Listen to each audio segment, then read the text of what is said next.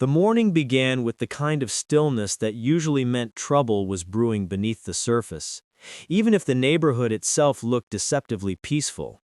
The lawns of Fairview Meadows glistened with dew, each blade lined up like it had been manicured by a perfectionist with too much time, too much power, and far too many opinions. It was the sort of suburb where image mattered more than reality, and where the homeowners association prided itself on enforcing a veneer of order so rigid that residents joked the trees needed permission to grow an extra branch. Most laughed when they said it. One person did not. Her name was Margaret Thornwell, but no one ever dared call her that. She was simply Karen, the reigning monarch of the HOA, self-appointed enforcer of all rules written and unwritten, and wielder of a level of confidence only achievable by someone who had no idea how little authority they actually possessed. She moved through the neighborhood like a security drone with a superiority complex, scrutinizing every porch mat, every mailbox, every car tire touching a centimeter of roadway that she didn't approve of. And unfortunately for her, and even more unfortunately for everyone else, she believed she possessed something she liked to call her master key. No one quite knew how many locks it supposedly opened, but she bragged that it granted her access to common areas, utility boxes, storage sheds, and anything she decided counted as HOA property. The disturbing part wasn't that she claimed to have such keys, but that she carried them around like a sheriff's badge she'd awarded herself without any competition. Which was ironic considering she had no idea who the real sheriff actually was. I had moved into Fairview Meadows 2 months earlier, purposefully quiet, low-key, and unremarkable. My house looked like every other one on the cul-de-sac. My yard met the standards of the HOA handbook, and my presence was unobtrusive enough that neighbors barely noticed when I came or went. That wasn't an accident. A sheriff learns over time that anonymity is often more powerful than authority, especially when assessing the ecosystem of a new town. And Fairview Meadows was an ecosystem all its own. I had already heard whispers about Karen within hours of moving in. Some stories were amusing, others irritating, and a few vaguely alarming. She had fined a resident for having holiday lights up 3 days past New Year's. She had demanded that someone repaint their shutters because the shade of navy wasn't the exact Pantone code listed in the HOA aesthetic guidelines. She once claimed the right to inspect the inside of a neighbor's garage for unauthorized objects, whatever that meant. Most people just tolerated her out of exhaustion, but the undercurrent of resentment toward her was strong enough that it practically hummed through the sidewalks. For my own reasons, I didn't intervene. I didn't flash a badge. I didn't announce my role in the county. I was there to live quietly, not to police my street. But Karen decided otherwise. It started with my car, an unremarkable black SUV with county plates generic enough that most people wouldn't give it a second glance. The windows were tinted, the interior clean, the exterior freshly washed every weekend. Nothing about it violated HOA rules. But in Karen's weekly patrols, she had fixated on it for reasons unknown. Perhaps because she didn't recognize the model. Perhaps because she suspected it was non-resident parking, despite the fact that it always sat neatly in my driveway. Or perhaps simply because she needed a new target to occupy her restless desire for control. On the morning of the incident, I watched from my home office window as she marched purposefully across the street. She clutched her heavy ring of keys, which jingled like wind chimes announcing impending misfortune. She wore a bright vest, as if on official duty, and an expression of moral righteousness that suggested she believed she was performing a public service. She walked straight toward my driveway. At first I assumed she was inspecting something near the property line. Maybe she wanted to measure grass height or find an excuse to leave a passive-aggressive warning on my front door. But then she stopped at my SUV. She circled it twice, one finger dragging along the paint as if checking for dust, her expression twisting into poorly contained disdain. Then she stopped at the driver door. That was when she pulled out her so-called master key. I froze for a moment, half amused, half stunned. She stared at the lock, twisting her head from angle to angle, trying to figure out which of the oversized keys might fit. The ring was large, too large. Some keys were old, some new, some clearly mismatched, and some looked suspiciously like they belonged to old storage units she had no legitimate connection to. She selected one with confidence and pressed it into my car door. It didn't budge. She jiggled it. She tried again. She stepped back, frowned, muttered something to herself, and picked another. She repeated the process with increasing frustration, her movements growing sharper as though the car had personally insulted her. Then she stepped back, huffed dramatically, and pulled something from her pocket, her phone. She dialed quickly and lifted it to her ear, pacing with the dramatic flair of a stage actress preparing for an award-winning performance.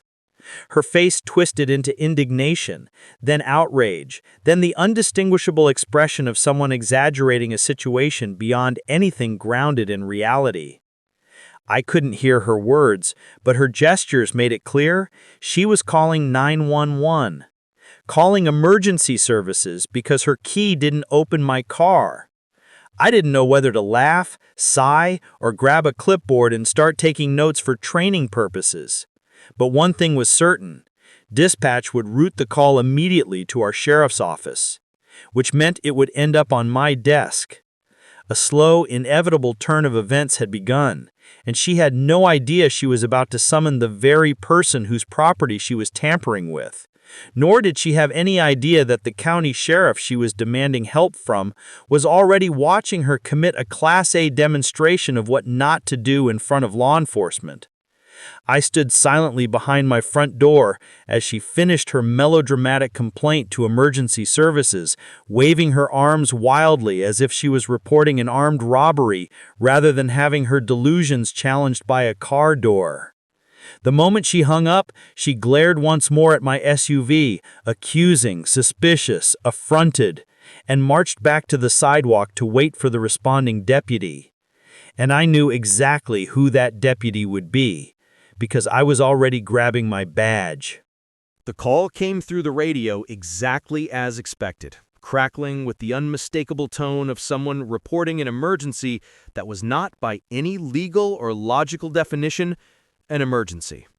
Dispatch relayed the details in a steady voice accustomed to sorting genuine crises from suburban theatrics. Suspicious vehicle, possible unauthorized access, HOA member requesting immediate response.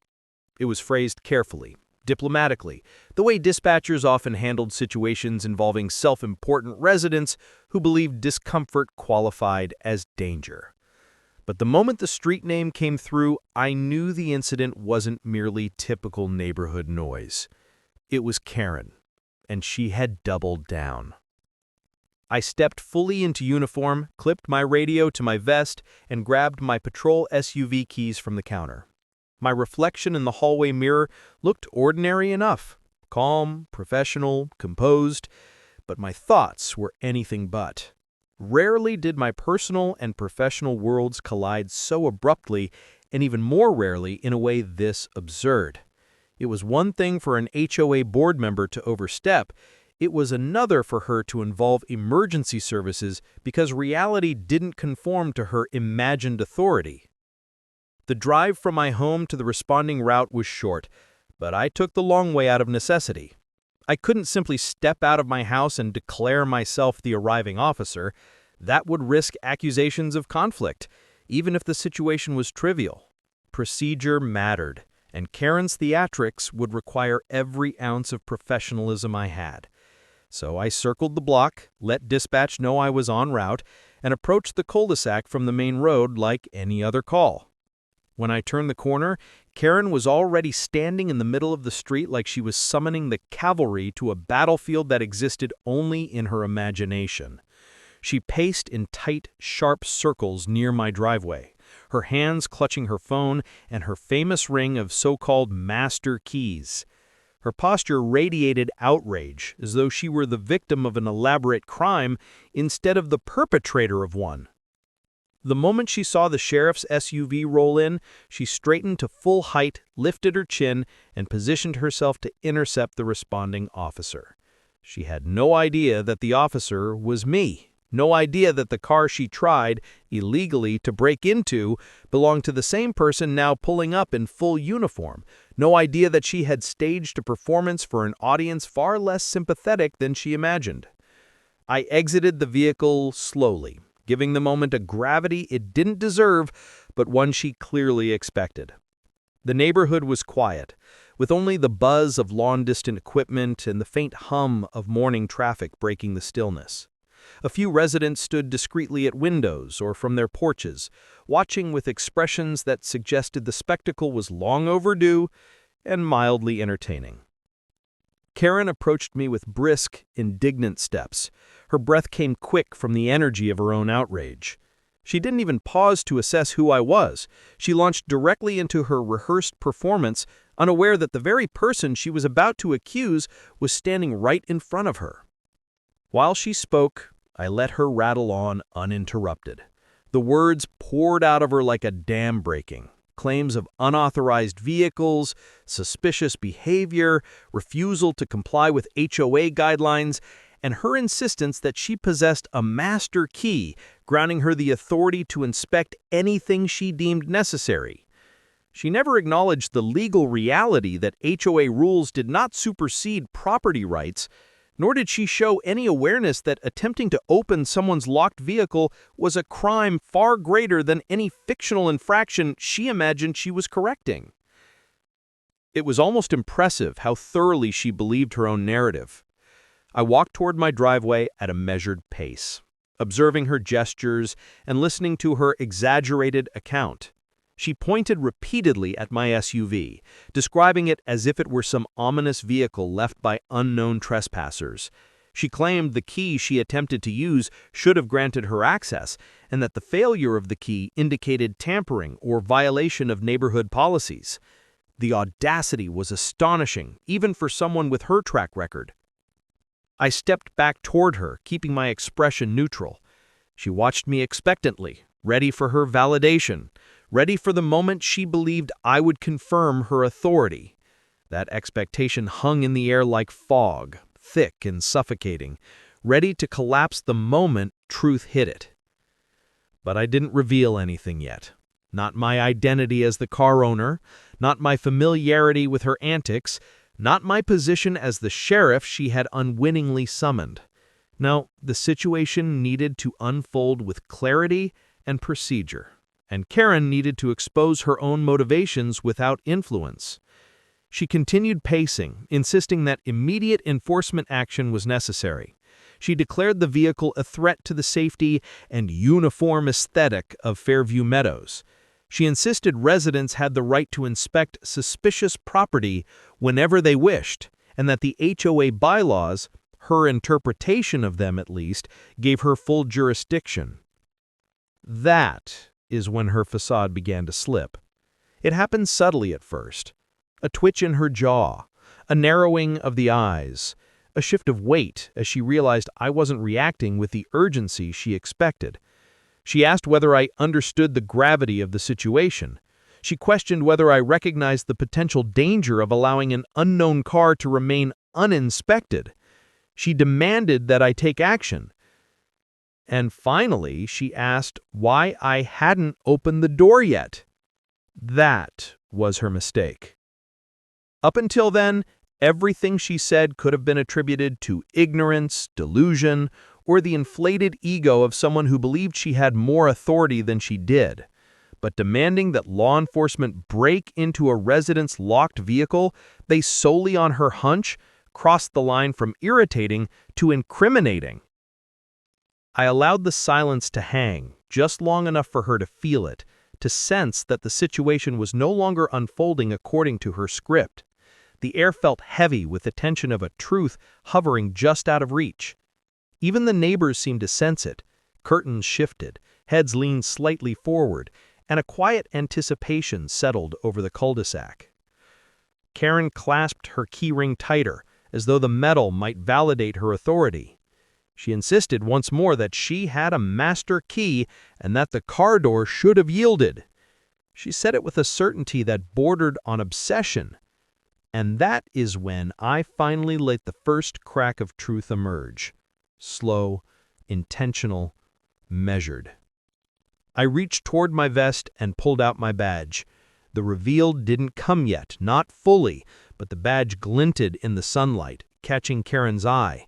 She froze, confusion flickering across her expression as she processed the contradiction between the story she'd crafted and the reality now forming in front of her. It was the beginning of her unraveling, the moment her false authority collided with actual authority. And it was only going to get worse for her. The glint of the badge lingered in the air like a suspended blade, catching the morning light in a way that forced awareness upon anyone looking directly at it. Karen's expression shifted almost imperceptibly, the faintest tightening around her eyes giving away the confusion beginning to needle through her self-assured narrative. She stared at the badge as though trying to decide whether it was real or some elaborate prop meant to inconvenience her.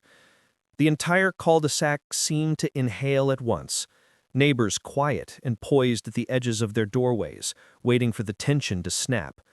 But I didn't speak. Not yet. The badge simply hung in my hand, understated and patiently demanding recognition.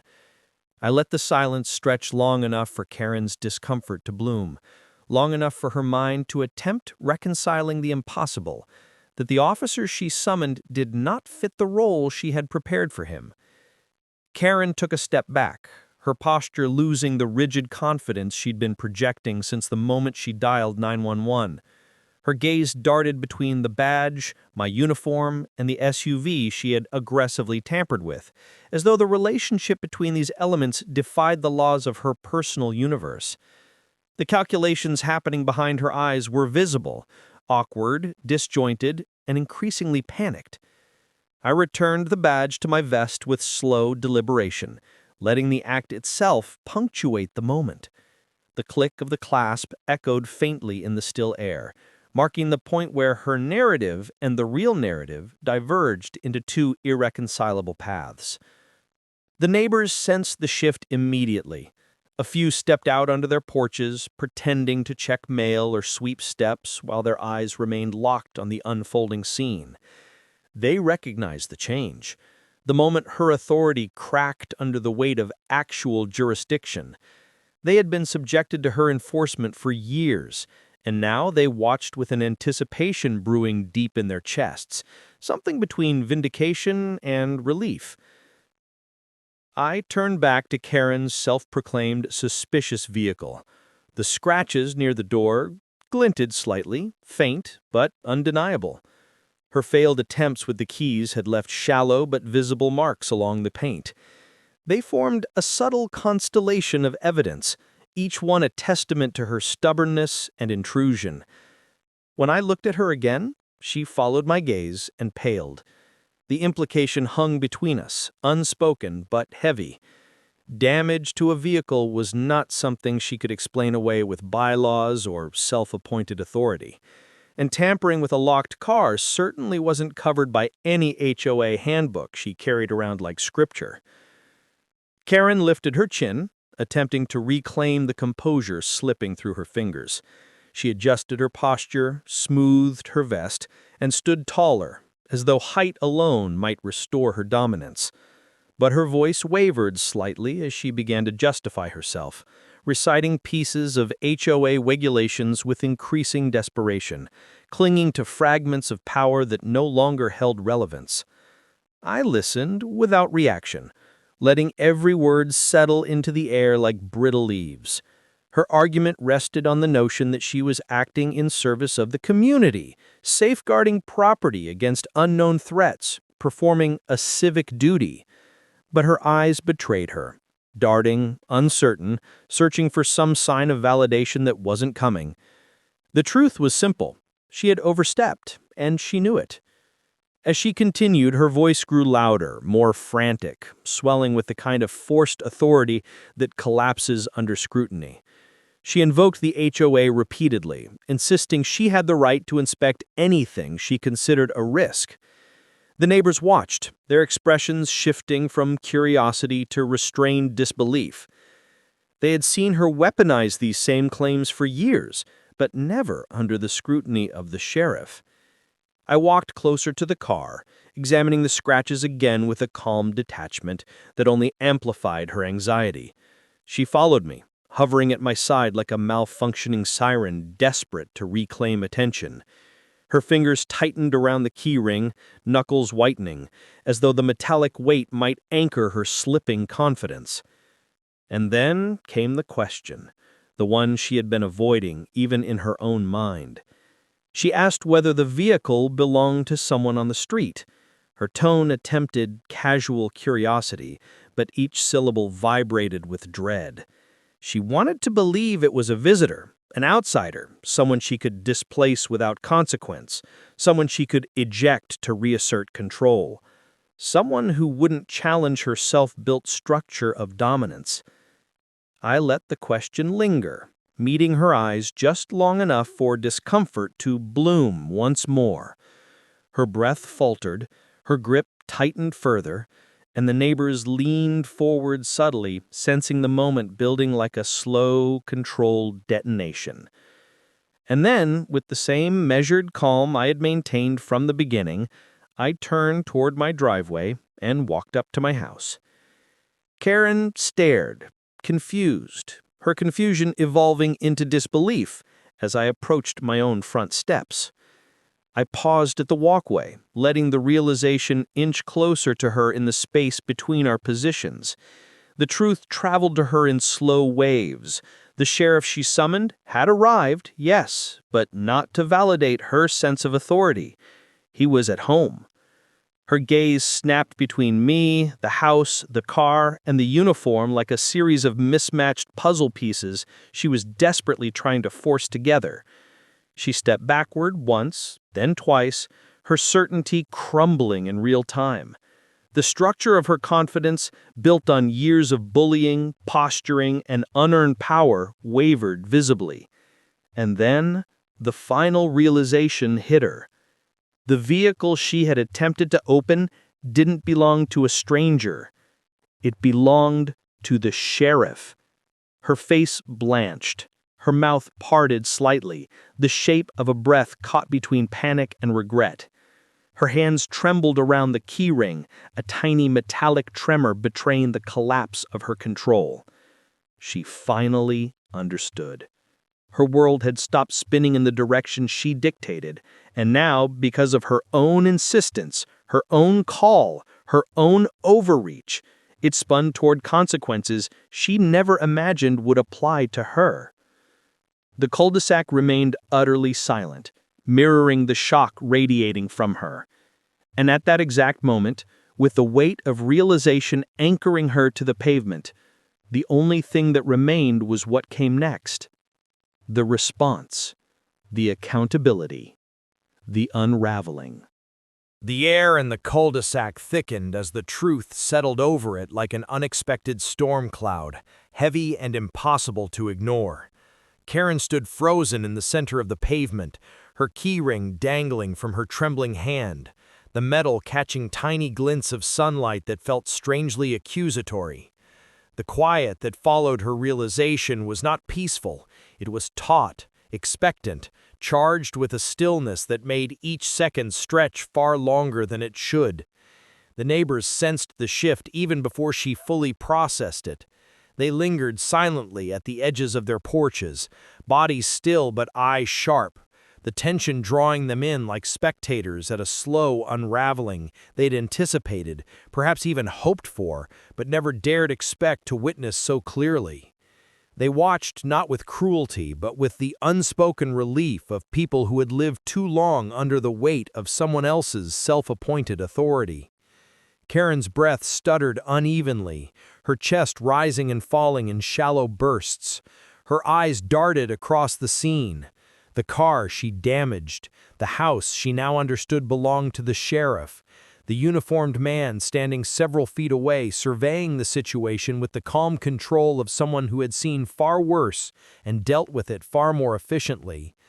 Her mind scrambled to rearrange the narrative she had clung to so tightly just minutes earlier, the illusion of power slipping through her fingers. I stepped back toward the SUV, not rushing, not provoking, simply moving with the deliberate clarity of someone preparing to make a record of the events at hand. The sound of my boots on the driveway echoed softly, each step a reminder that the dynamic had shifted in a way she could not reverse. The evidence was no longer theoretical or arguable. It was scratched plainly into the paint, visible under the mid-morning sun. When I reached the driver's door, I crouched slightly and inspected the damaged area with calm precision. Karen's breath hitched audibly behind me. She took a tentative step forward, as though proximity might mitigate the consequences forming in front of her. But the closer she came, the more she realized that nothing about this situation would be softened by apology or explanation. The law did not bend to HOA politics. It did not yield to delusion or entitlement. It certainly did not make exceptions for someone simply because she believed herself to be untouchable. I straightened and turned toward her. The movement was small, but the impact on the gathering tension was immediate. Karen's shoulders jerked slightly, her grip tightening on the keys as though she feared dropping them might somehow make everything worse, or perhaps simply reveal how deeply she was shaking. The neighbors didn't move. Their silent presence created an unspoken boundary, an acknowledgement that this moment belonged not just to Karen and the sheriff she had unwittingly summoned, but to the entire street that had endured her inflated sense of jurisdiction for too long. I approached her with a measured calm, my step steady and unhurried. The distance closed slowly, giving her time to absorb the gravity inch by inch. She shifted her weight awkwardly, unsure whether to stand firm or retreat.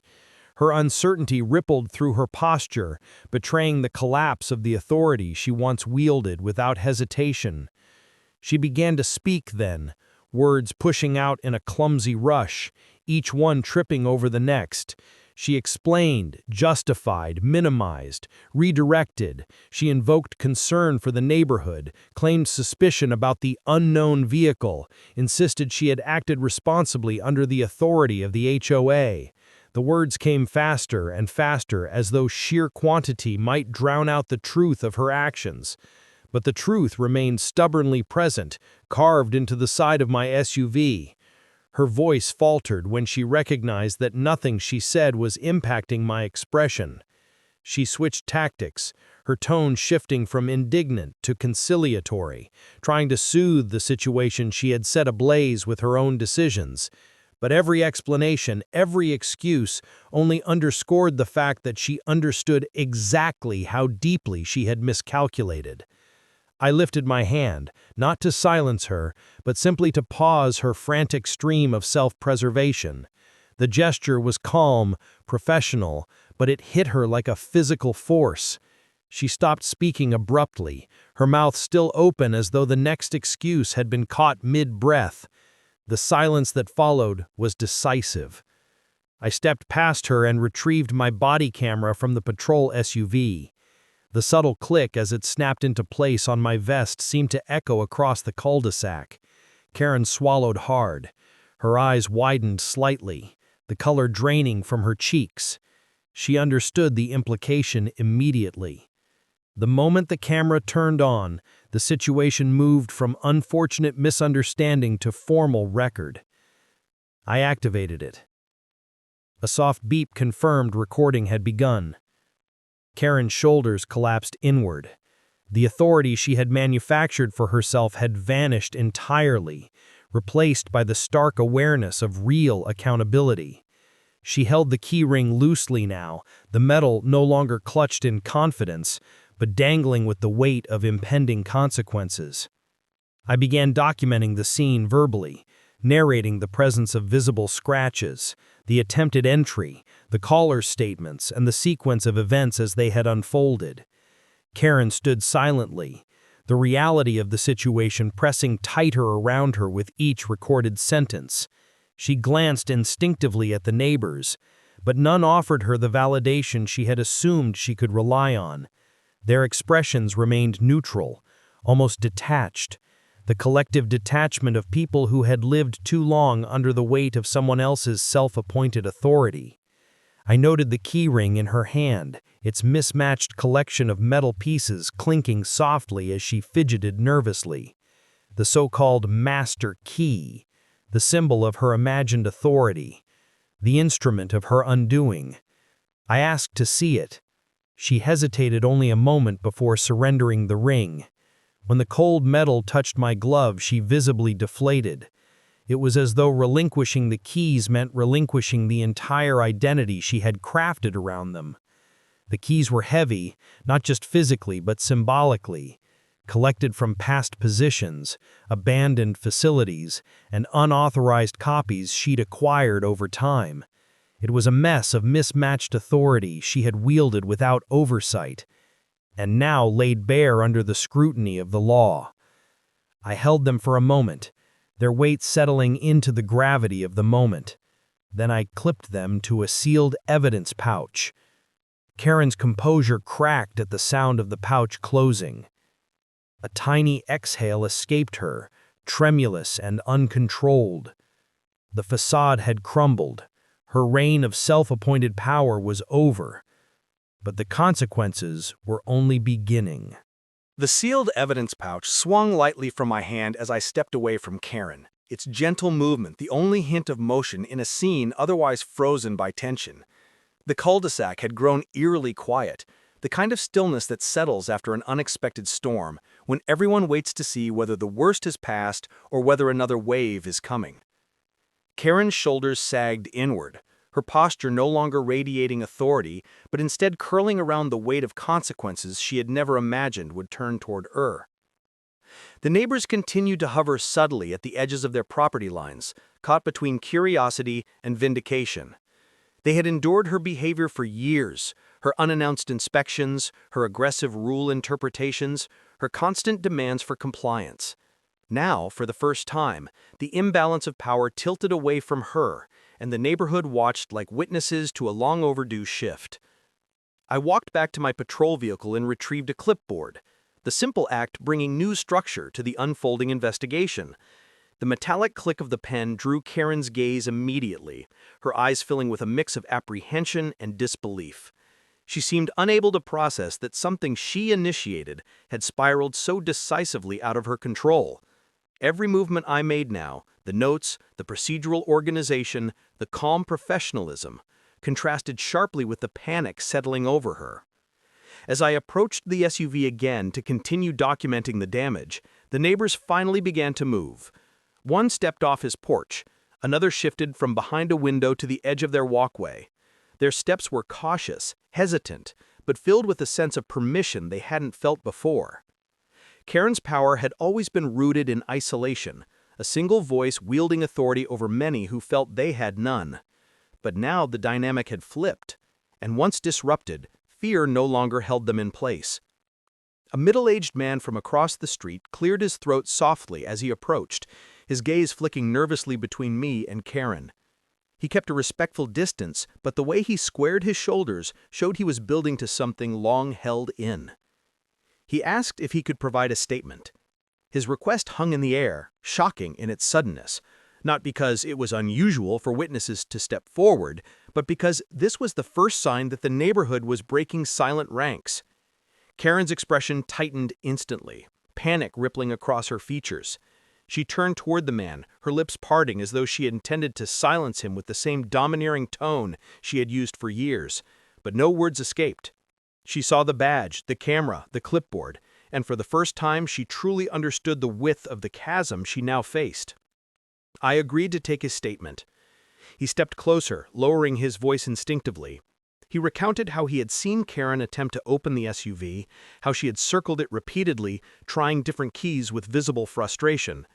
He explained that she had been patrolling the street more aggressively in recent months, seemingly searching for infractions rather than addressing complaints. His voice steadied as he continued, the years of tension unraveling into clarity. He admitted that he and others had felt intimidated by her, as though refusing her demands would lead to harassment, fines, or fabricated violations. His statement wasn't emotional, it was factual, measured, and surprisingly calm. But beneath the surface, the exhaustion was palpable. When I finished recording his words, the neighbors took it as an unspoken cue.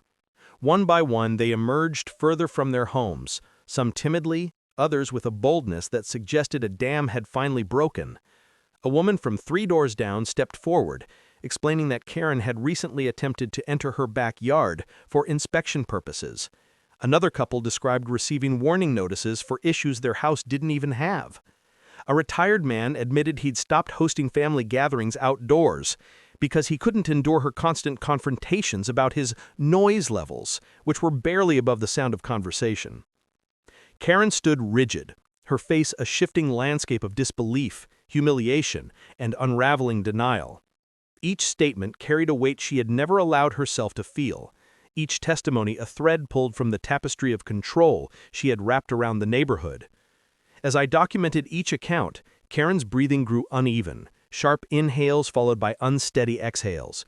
The neighbors didn't speak to her, didn't even look at her directly. Their focus remained on the investigation, on the opportunity to finally set a long-standing imbalance right. The absence of confrontation was more powerful than anger. It signaled that her influence no longer held sway. The more they spoke, the more the full scope of her actions began to take shape. The investigation, originally limited to property damage and an attempted unlawful entry into a vehicle, widened into a potential pattern of harassment, misuse of authority, and intimidation. Nothing exaggerated, nothing dramatic, just truth finally surfacing. When the last neighbor returned to their porch, I turned back to Karen. The sunlight had shifted slightly, casting new angles across her features, revealing a stunned hollowness. The key ring, once her symbol of dominance, hung uselessly at her side. Without it, without her hold over the residence, she seemed suddenly small, like someone who had mistaken control for respect, and now confronted the reality she had long ignored. I informed her procedurally that the investigation would move forward. The words were delivered calmly, professionally, but their impact was seismic.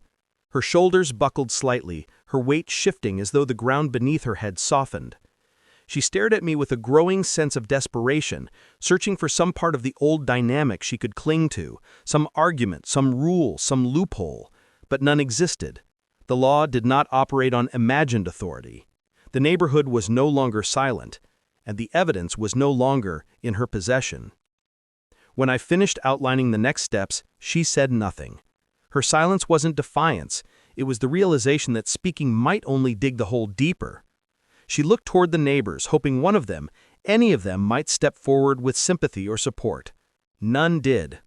The cul-de-sac remained still again, but not with fear, with closure, with a shared understanding that accountability had finally arrived. As I stepped away to complete the scene documentation, Karen stood alone on the pavement, dwarfed by the suddenly enormous space around her, space no longer controlled by her, no longer shaped by her authority, and for the first time, the neighborhood breathed freely. By the time the morning sun climbed fully above the rooftops, the cul-de-sac had shifted in a way that felt subtle yet profound. The air no longer carried the oppressive weight of Karen's scrutiny, nor the hush of neighbors afraid to be seen doing something she might disapprove of. Instead, the stillness felt open, like a long-closed window had finally been cracked, letting fresh air drift into a space that had needed it desperately. Karen remained on the pavement, her posture defeated yet carefully controlled, as though she clung to the last frayed threads of her dignity. Her expression had settled into a numb blankness, the kind that follows after the adrenaline has drained from the body. Without her key ring, without the audience she had always believed she commanded, she seemed not just diminished but unanchored, unsure where to place the authority she had lived in for so long. The evidence pouch sat secured in the patrol vehicle, The witness statements, meticulously recorded, formed a stack thick enough to tell a clear, undeniable story. And the scratches on my SUV, though minor, provided the tangible proof her intentions had crossed into criminal territory. The investigation was no longer confined to a single incident. It had expanded into a comprehensive review of her conduct as HOA president and the ways she had leveraged her position to intimidate and harass residents. When reinforcements arrived, a second deputy and an administrative officer, they approached with the steady professionalism of seasoned law enforcement familiar with delicate neighborhood disputes. Their presence alone underscored the seriousness of the unfolding events. Karen stiffened when she saw them, her chin lifting instinctively as though she expected the type of deference she once commanded. But the deputies did not greet her with the familiarity she craved. They addressed her as a subject of an investigation, not as a community figurehead. Together, we reviewed the gathered information. The other officers walked the street, confirming statements, noting additional resident concerns, and gathering corroborating accounts. The neighborhood participated with a level of cooperation that revealed just how deeply frustration had been brewing beneath the surface. Each testimony further dismantled the illusion that Karen's authority had ever been legitimate or welcome. Her narrative she had built for herself was collapsing under the weight of verifiable reality. Karen watched this all unfold with growing anxiety. She attempted to interject at moments, small frantic movements, subtle steps forward, but each time she was met with a calm, procedural boundary she could not circumvent. Law enforcement functioned on facts, not self-perception, and the facts were stacked firmly against her. When the preliminary findings were consolidated, the administrative officer explained her immediate options. She was placed under notice of investigation for attempted unlawful entry into a motor vehicle, property damage, harassment, and potential abuse of authority within her role at the HOA. These weren't charges yet, but formal steps toward accountability. The tone remained professional, but nothing about it was optional. She nodded mechanically, her earlier bravado replaced with an almost stunned compliance. The officer advised her that effective immediately, she was suspended from all HOA-related responsibilities, pending the review. Her master key ring collection would remain in evidence. She would not be permitted to conduct inspections, issue notices, or act in any official HOA capacity. It was the administrative version of being disarmed. Karen blinked rapidly as the words settled. Her identity, so enmeshed with the power she exerted, had been stripped away in the space of a single morning. She had envisioned herself as the neighborhood's guardian, its enforcer, its highest authority. Now she stood on the asphalt, absorbing the realization that her authority had always been a construct of her own making, maintained only because others hadn't dared challenge it. When the officers concluded their briefing and stepped aside, she remained rooted in place. Her eyes scanned the street, the houses, the familiar spaces she once controlled. But no sympathetic gaze met hers. The neighbors had receded respectfully, not out of fear, but because the spectacle had ended and life was returning to the quiet normalcy they hadn't realized they'd been missing. A few exchanged subtle nods with one another, acknowledging a collective weight lifted. Karen turned slightly, and her gaze settled on me.